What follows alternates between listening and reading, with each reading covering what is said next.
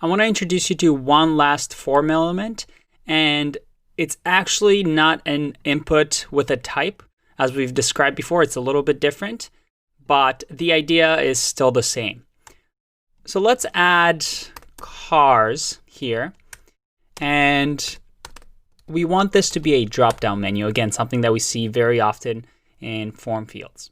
However, unlike an input tag, we have to do a select tag, closing select tag as well. And within here, we can put in our options. So the option will be, we'll have a value of Volvo, and we'll say Volvo because we want that actually printed to the screen. And again, we have to close that tag. We'll add Audi, and we'll close that tag as well.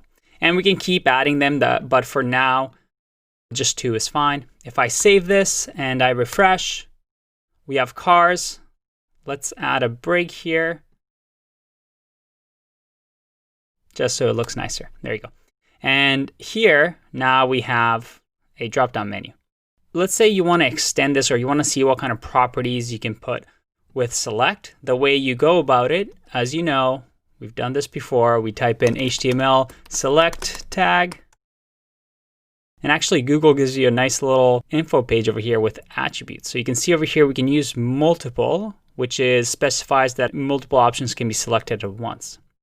So let's do that. Let's minimize this. Perfect. And within select, we'll put multiple. We refresh, and we can actually select multiple elements. But that doesn't look that pretty, so I'm going to take that out and refresh.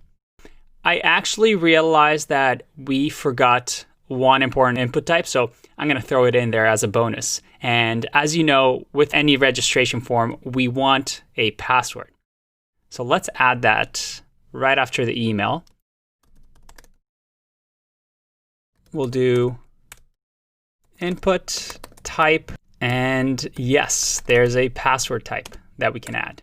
And this password type will have another attribute that's kind of cool, and that is min, which is the minimum characters that a password needs. Okay, so let's save that, refresh, and let's add a break here so it looks pretty. Refresh.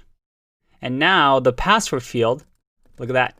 It acts like a password field. All right, let's submit this form and see what happens.